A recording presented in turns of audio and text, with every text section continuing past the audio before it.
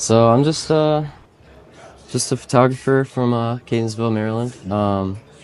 I guess my like kind of style would be kind of slice of life stuff. I just like to bring my camera with me as much as I can, capture what catches my eye. Really like photographing my friends, cars too.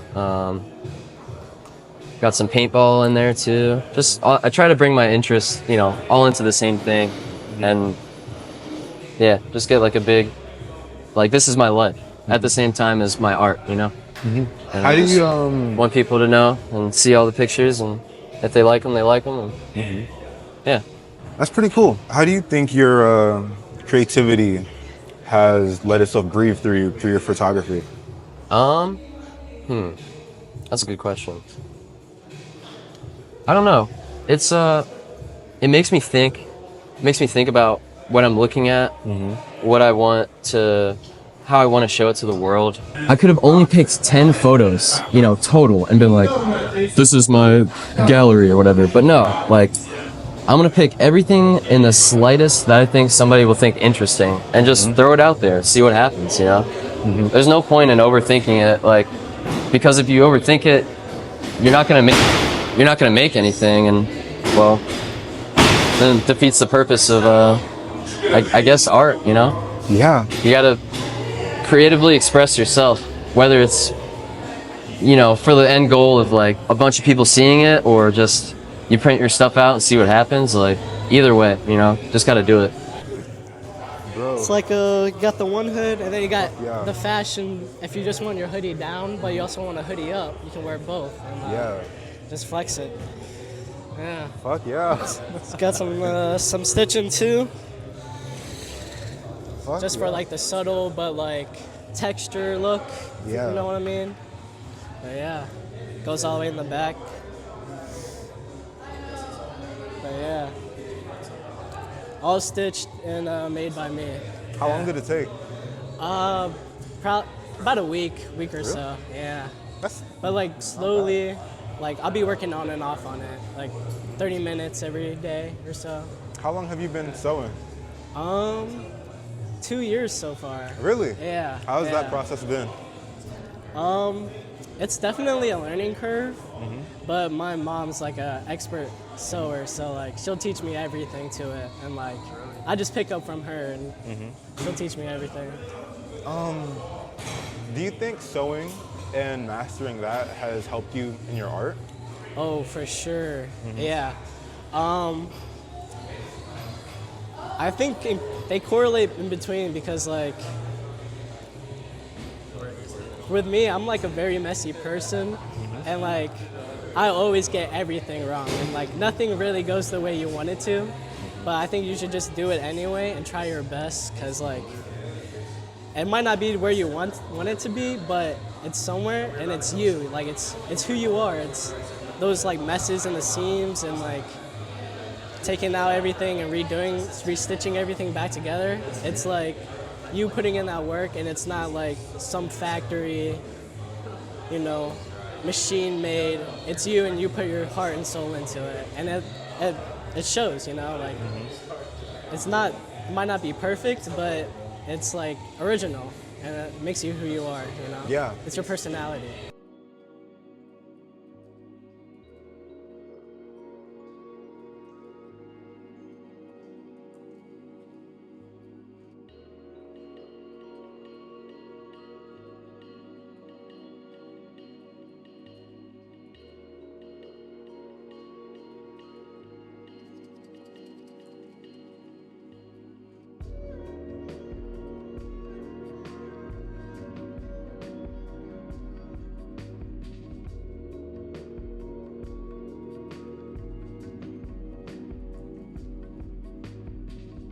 So, I'm just finished editing up the first bit, as you're seeing, as you saw, and like, classically, I'm supposed to have a lot more planning and forethought about how I want a movie to flow and be created. But with everything that I'm doing for this, I'm making it as I'm going, and it's not like in an unfortunate type of way, but that's kind of what I want to show. And going over those 2 interviews from that art show, it really only emphasized the importance of following through with the spontaneity of this type of feeling when it comes to our creativity. And I really want to capture the art of creation, the beauty of creation. And there were several artists that I worked with and did some interviews with that I also want to show throughout this film. And let's take a look at them. My name is Isaiah Narvaez. My social media handles are koi._.kai on Instagram. My primary medium for sure is going to be photography and videography for sure. Those are my main 2 right now. I feel like I'm still always growing as an artist. I think a lot of us can relate where we have like imposter syndrome, especially like in the beginning stages where we may not see ourselves to be allowed to be in some of the spaces that we're into.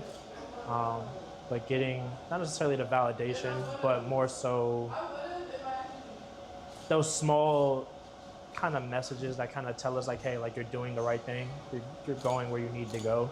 I feel like those kind of lock me in a lot more. And even something weird that I do, but I don't really care, is like sometimes I'll get like a text message or something like that from somebody I know. They're like, hey, like you're doing great or something like that. Like I really screenshot those and like keep them all in a folder. So like if I ever have like a low moment or like a really, really hard imposter syndrome kind of day, I just look back at those and it really helps out a lot. Yeah. What it takes to satisfy me is I know it's the emotion that other people feel. I want my art to strike an emotion before it strikes a check. I don't care about a check. I don't care about profit, and I don't care about like how much of social status it gets.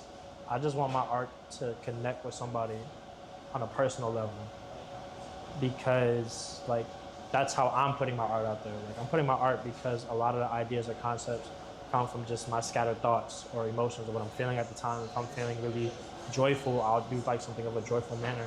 And I can, in a way, shift myself to get into the idea of a different type of feeling. Like if it's a joyful spring type shoot and I'm not really feeling myself, I'll still make it happen regardless. But a lot of my art that has I'm feeling this moment, this is the mood we're going for, and they align perfectly, like those are ones that really make me like jump for joy and like really do backflips in my head. A lot of people don't know it and or like really take it serious when I say this, but like I definitely have like, I'm on the spectrum. I have ADHD, I have OCD, and a number of other things, but like I don't use that as a crutch. I'd rather use it as like an amplifier, if you will, and I really lean into those things. So my thought process scatters everywhere, anywhere, and everything under the sun 3,000 times a day. But I like it. I like to lean into it.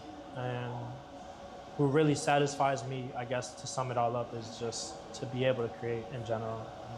As long as I have full freedom to create, I'm happy. I'll always be happy. And I wish I could just live off of that alone. That'd be fine. To stay focused in my creations is kind of like a double-edged sword. I can stay focused when I really feel inspired. Like when I really have full creative freedom to do something, I feel like a little kid again, and I just get to like dwell into it, and I will hyper-fixate heavily on that. And when I say it's a double-edged sword is because on the flip side of things, I can maybe get distracted with like every other mechanic that takes the shoot to come together, more so than the actual shoot itself. And sometimes I like teeter back and forth. But at the end of the day, once I'm in that focus to shoot, like it will take a lot for me to like get out of that. So yeah, once I'm in there, I'm there for sure. And God forbid, there's like other things creatively going on, then like I'll just like amplify and multiply tenfold on like really just creating. Like once I'm in a space to create, I'm there. I'm in there and I'm not leaving until I feel like it, or someone kicks me out. I started my creative journey back in like maybe middle school. Yeah, middle school. Middle school. My dad. At the time, it was around that time my dad got out of prison, and he gifted me a camera, and it was just a body. It wasn't even a lens. I was like, "This is great, but I can't do anything with it." And I remember at one point I ended up getting a lens too. Someone just gifted it to me, and I just went around and just took pictures, just random stuff, and I still do that now. I think that's what helps me stay focused. I'm like humbling myself. But yeah, he gave me that camera, and I took pictures with it a whole bunch. And then I remember I bought myself, once I started like working, I got into high school. I actually started working, and I got myself like a Nikon Coolpix camera, some shit. But I got that, took a whole bunch of pictures with that as well, and then tried to take it more serious. And I also had audio and video technology class with, I want to say Miss Watson. I'm gonna say her name is Miss Watson. I don't remember if her name's actually Miss Watson, but I love her later to death. And she really helped out with just helping me get more of a love for like making like art, as far as like filming and like interviewing people and things like that. It helped me get really interpersonal with people. And from there, I took that like my freshman, sophomore year. And then after that, I couldn't take any more of those classes. So like junior and senior year, I really didn't get to dwell in that as much. And I kind of fell off. And then once I went to Clark Atlanta for a little bit. I was taking pictures there. And I told myself I wasn't gonna put myself in student debt. So I did the military.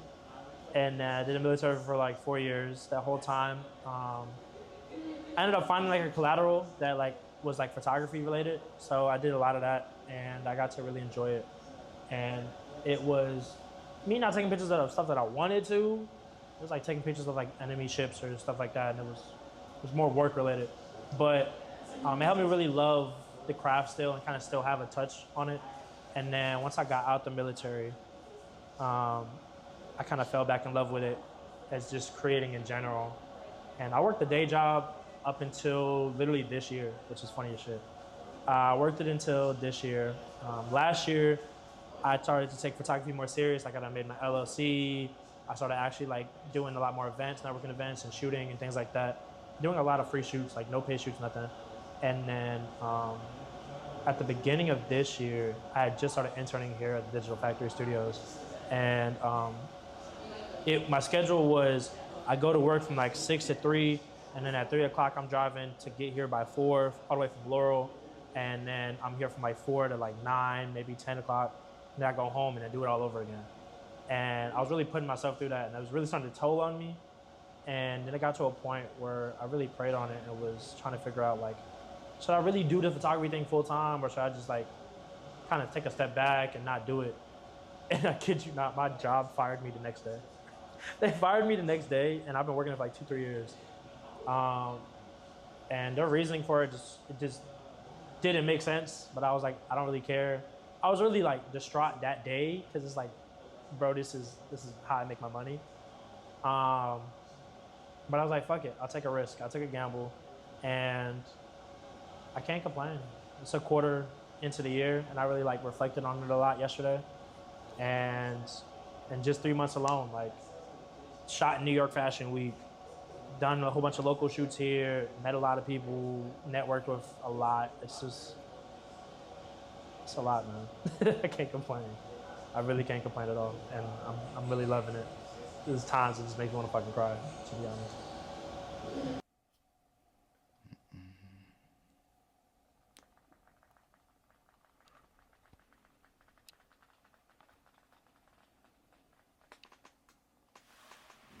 I work with music, and I'm really interested in film because when I dream, my dreams play out like movies. So I feel like music and film are like a perfect. It's like a untapped kind of connection that I want to, expand upon, make that part of what I do. That's just the visions that I have for it. So music and film, probably movies, things like that.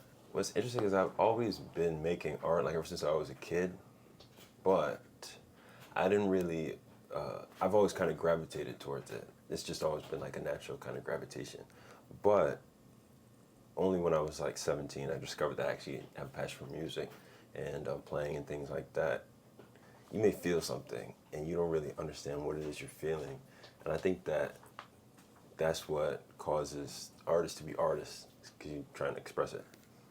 You're trying to express that, but you don't really understand. So that leads you to want to paint or want to fight or want to, whatever. It's like the outlet for my, I guess, uniqueness, my qualities. Things that otherwise it would just be like, oh, who's this weird guy doing this weird stuff? But because it's in an art medium, it kind of makes sense of things and it belongs. So, yeah, we're kind of like one and the same. You can learn about me through my art, and you can learn about my art through, me. Momentum is like, that's all, the only thing that really matters, is like rhythm. And if you think about if you do something like every day, and then you stop one day, you kind of lose the, the frequency that you were at, the momentum. So when you're creating, if you create every day, it makes it easier to create the next day.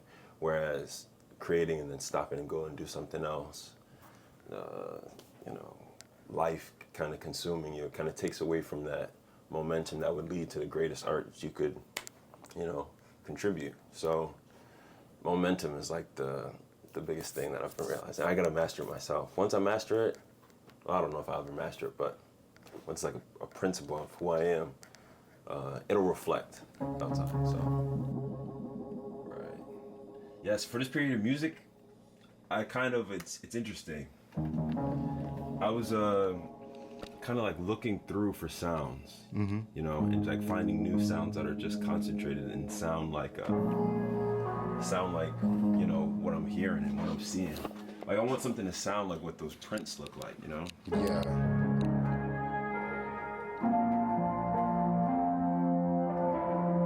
When the moments that make me question myself are when there's an idea that's here and it's not coming out how I'm seeing it. Like if it doesn't flow or make sense or come out the way you want it, then you start doubting yourself or trying to find new ways to do things.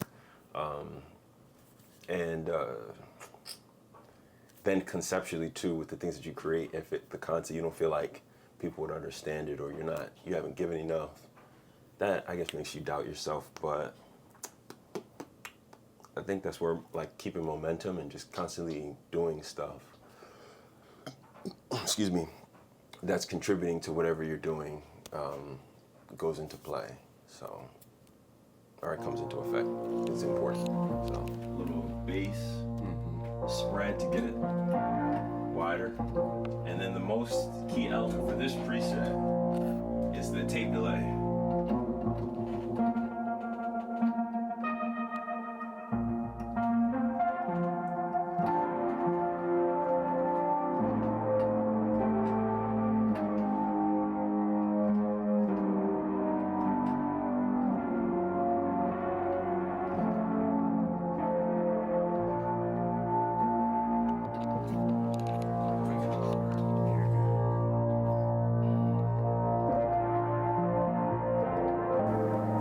When you doubt yourself, what makes you have hope?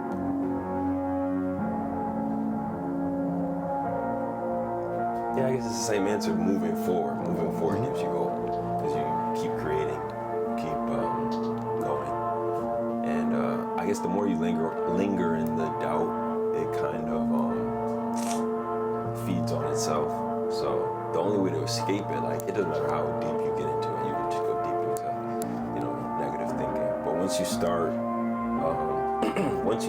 actually like doing what your heart and your mind kind of calls towards, whether it's painting, drawing, skateboarding,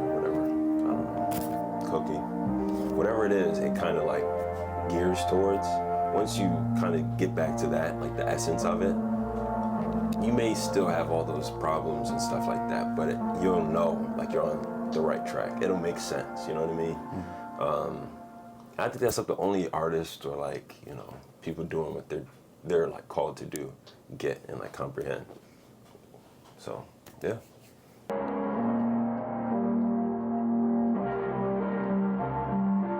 Isolation is important because it allows you to know what you actually want. So once you know what you actually want, then it makes it easier to say, I want this. But if you're like, if it's foggy, and then you go try to explain it to somebody, like, yo, that makes no sense. Or usually what happens is they're like nod and then, yeah.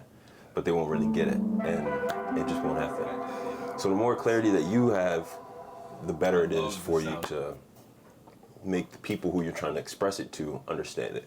But the less clarity that you have, or, you know, I guess if you're being like a lazy artist or whatever, the less clarity that you have in your vision, it transfers over to the consumer of whatever you're doing. It's like, I don't really get it, you know what I mean? Whereas the best shows, the best movies and stuff, it's just like, there's so much detail.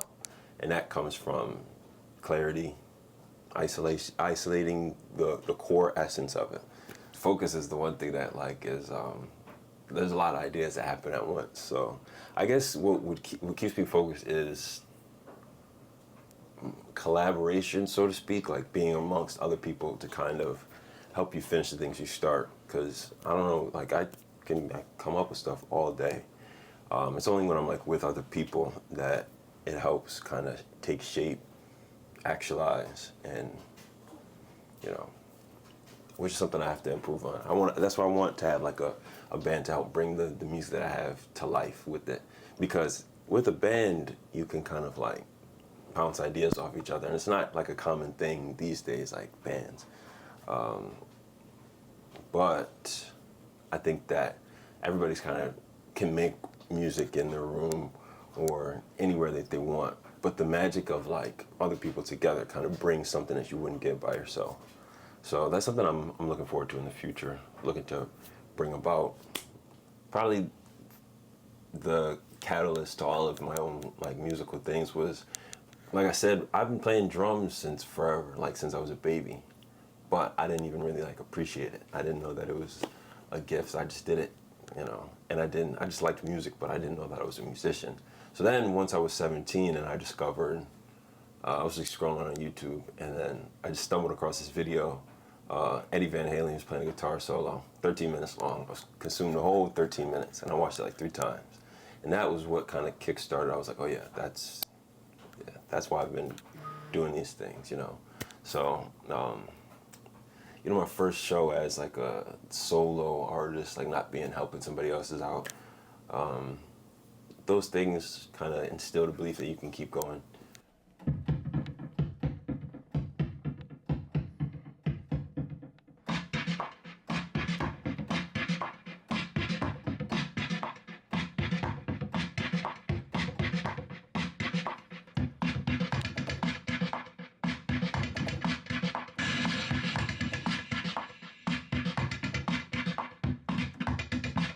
I don't like that sound. Yeah, let's turn it down, tempo.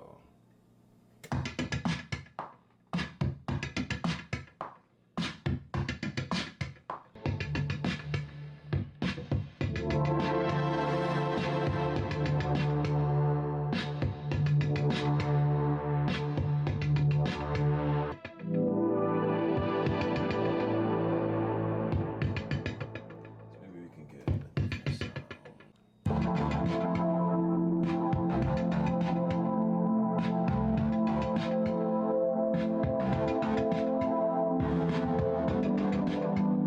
That's fire.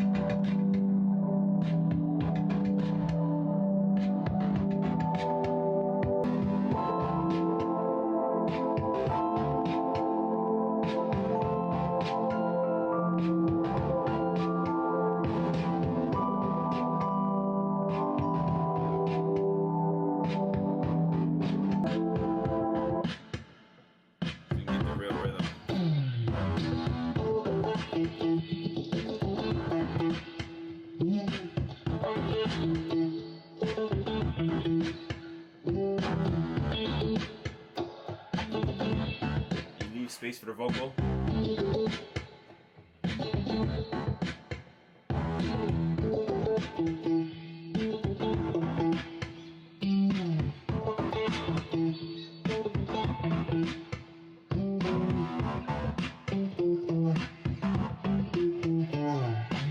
Yeah, so this one.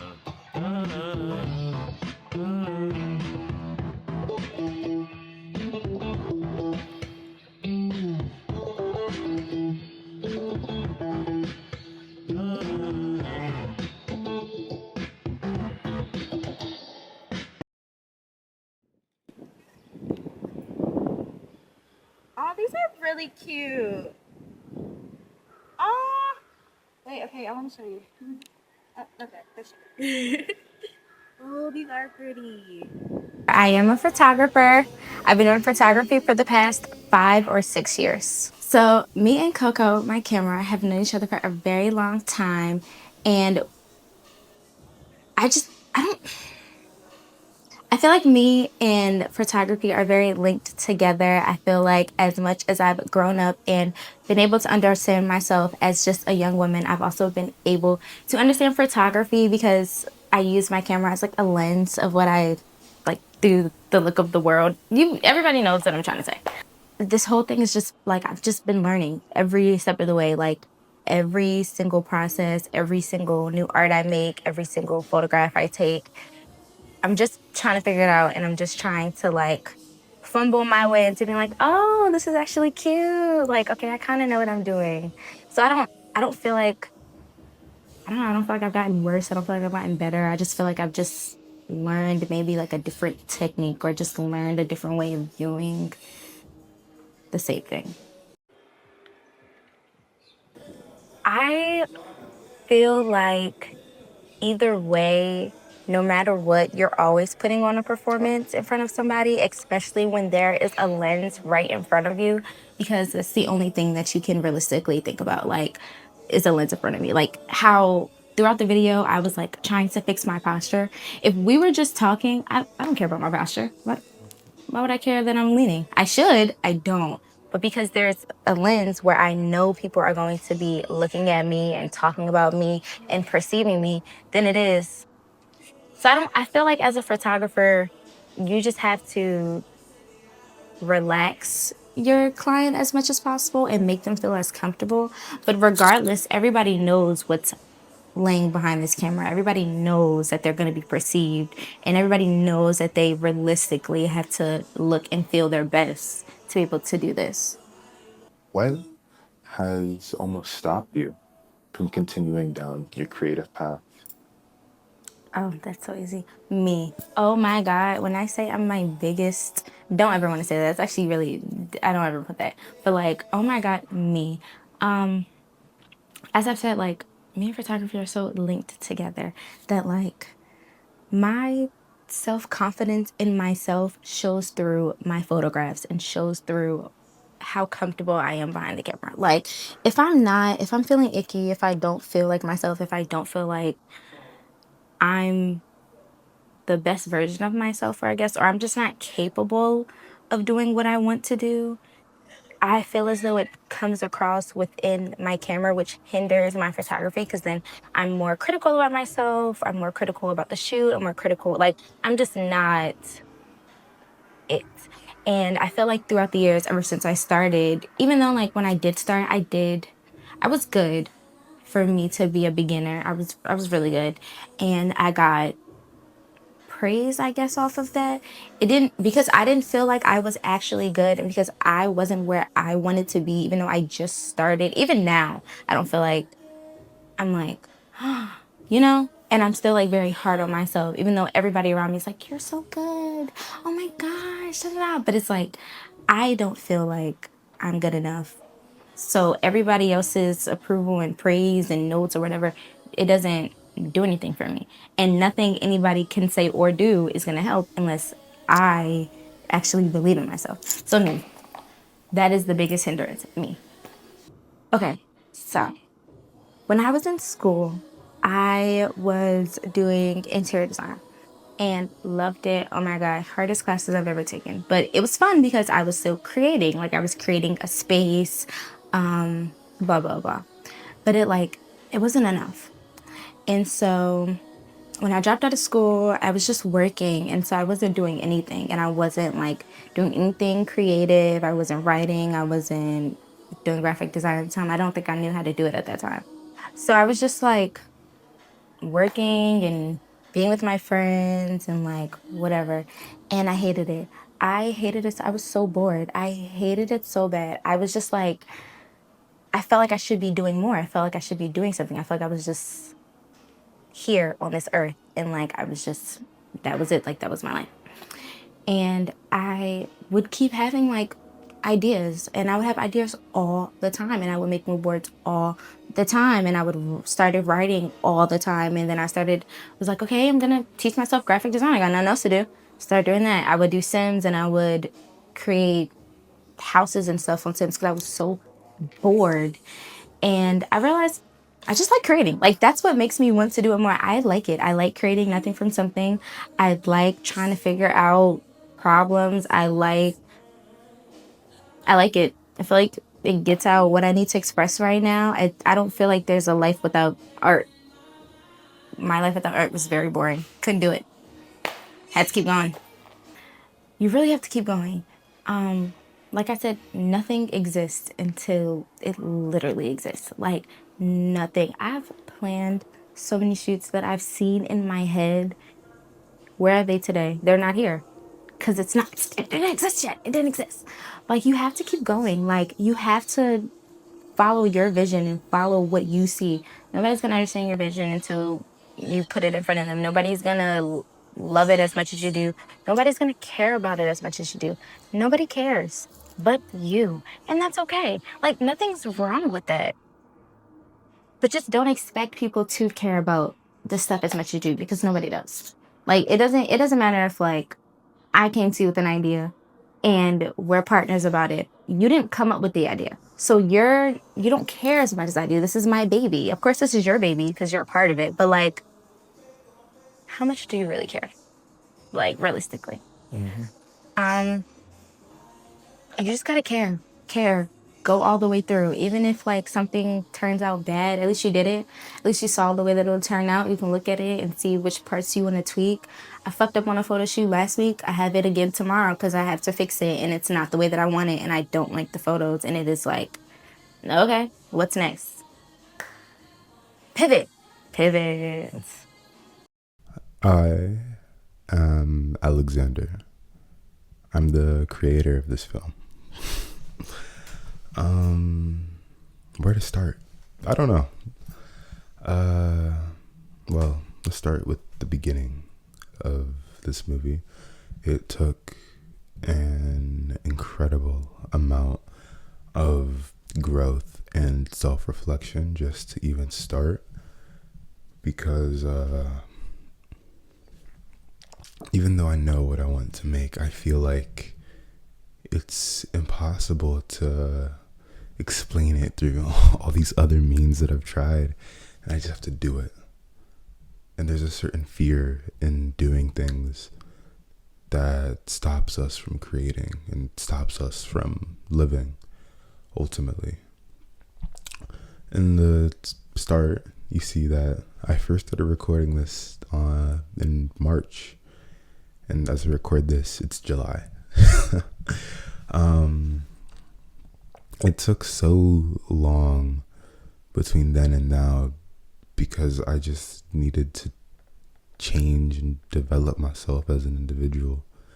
You know, something that I've realized through this whole creative journey is just the fact that to be creative and to express our art is to express the deepest parts of ourselves in a manner that means something to us that only we can fully comprehend.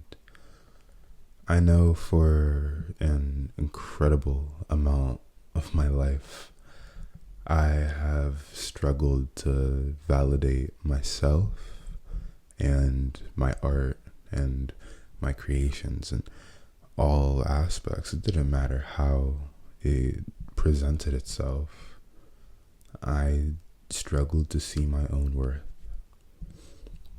And it wasn't until I fully dove headfirst into trying to be more creative, but not be more creative.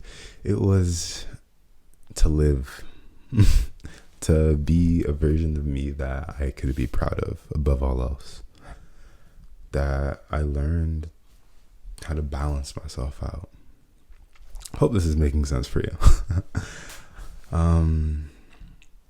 What I have learned in my lesson is that our creative expression has a direct correlation to how we view ourselves. Our creative expression has direct correlations to the confidence that we can muster for ourselves. Our creative expression has a direct correlation to the fulfillment that we feel from the life around us. I feel as if we have come to search for so many external answers to internal problems because that's just how we've been conditioned to love. But the love that we want above all else comes from ourselves first. We want boundless love that can't be contained, but that can only be achieved by ourselves. This unreplaceable love that others may also yearn for can't be achieved because we need standards for what we accept into our lives. So we can pour out that boundless love, but we need to have standards for ourselves. And you might be asking, what does this have to do with creativity and this movie? Like, what? Love? Creativity? I mean, those sound like they go hand in hand to me. But overall, it's the fact that I've worn many lenses in my life. Do you see what I did there? But honestly, like, when I reflect about my life, the camera has always been in my face. It's always been something that was forced upon me when I was at a very young age as well. And even though it was a tool, an instrument that was really trying to show love for the individual that I am, I couldn't comprehend that. And that came with the whole slew of issues that I needed to learn and grow and heal from later on in life. And now I'm at a point where I see the instrument for what it is and the value that it can provide. And I want to show that. But not just for what the camera can provide, but what the lens of expression that we choose is. Right? Because this has many layers to it. The first of which is the human body. It is the first layer of expression at which one can live and express themselves creatively. And then we use our hands to do the rest of that. So we have Michaela, Zay, and Josh as our artists for this film, and me as well, but you'll see what I do. I'll be doing that alongside the growth of this movie. I don't know what's going to happen. Don't ask me. But we have our artists and how they use their medium, right? We have 2 photographers and 1 musician, and well, I guess the videographer as well.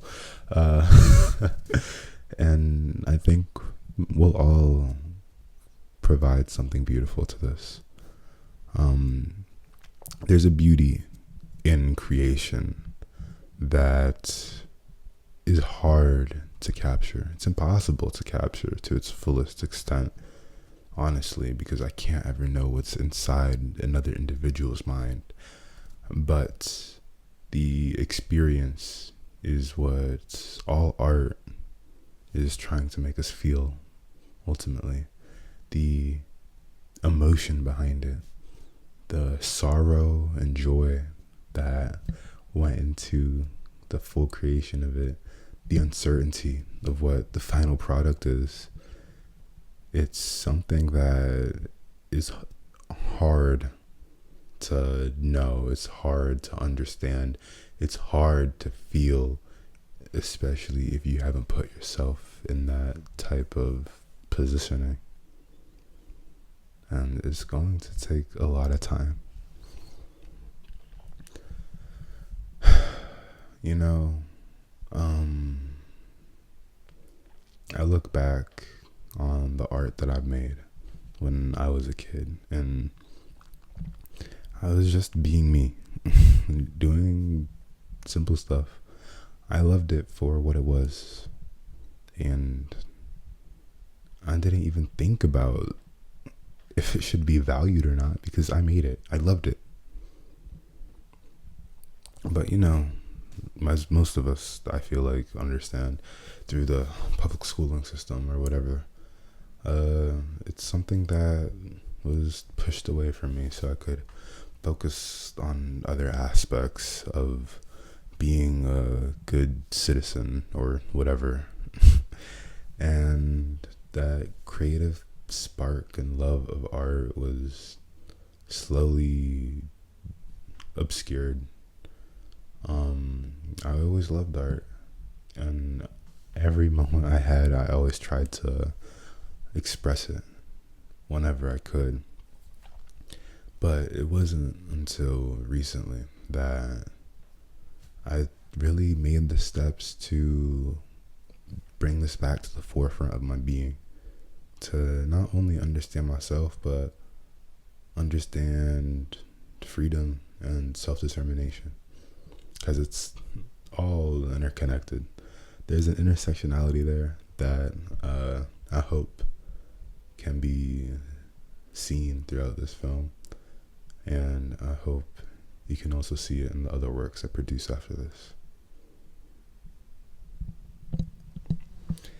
So now,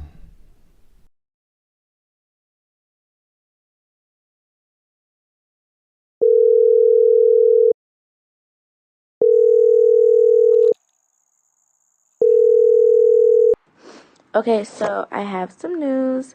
Don't be mad at me, but I did kind of just move to New York for school. So like yay, but like ugh. But you know, I still am very much down for the documentary. I'm very much down to still do it. Yep. And you know, we'll just have to you'll just have to come visit me in New York and see me work in New York then.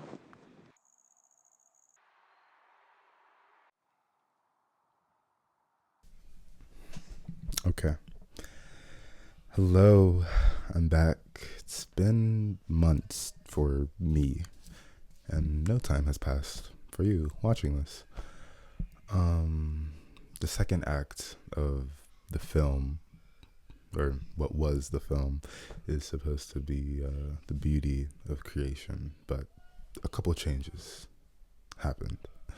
First, this is no longer a movie. This is a docuseries, because I've had to do a lot of reflecting about what I've really wanted to make, and not just about what I want to make, but what my own safety rails are when it comes to creation, and how that prevents me from acting on what I want to make, what I want to do, and how I want to create. You know, a pattern that I've recognized is I will come up with a whole project that involves other people and say that this is what I'm focusing on. I'm too busy. to make what I want to make, because I have this other thing that I need. And it's a wonderful distraction, but it detracts from living my life, creating the art that I want to make, and really connecting with myself in the ways that are most important, you know? And especially when it comes to this series, right? Life Through Lenses. I want to show the process, the growth, the evolution of my creativity and the others that I work beside, right? And I think I talked about this. I don't remember. Probably should rewatch, but I'm not going to, actually, because I finished up the first draft of what you just saw, and I sat on it for months. I said, it's not ready yet. I want to review it again, chop it up even more, make it more pristine, make it more perfect as I wanted to see. And I didn't. I sat there with an excuse saying, it's not good enough for my standards, and everything that I've worked for is not good enough. I didn't think that I was good enough, right? Subconsciously. And like, I talk about all this confidence and the trials and tribulations I've gone through to be able to be like, yeah, I'm confident in myself, but I'm not expressing that to its fullest. So what does that really mean? What does everything I'm working for even mean? You know? And it's like, damn, you know, last week I ran into this dude and I showed him the trailer for what it was. And I was like, yeah, I want to re-edit the first act before I get into doing this. And he was like, why would you want to do that? You're trying to show the process, right? Show the person that you were. Show the artist that you were in that moment, that thought that was good enough, that was satisfied with that, and then add on to it. And that's exactly what I want to do. So it was just a whole thing, right? And now you've seen things feel like they're falling apart, or were. You know, I wanted to open this up originally being like, I don't know what I'm doing. I'm you know, I follow through with the process as I see fit, and I just go with it. I try my best, and I know what I create is beautiful. You know? So, what even is this? It's a story of life, put it simply. But this is my attempt at trying to capture the impossible.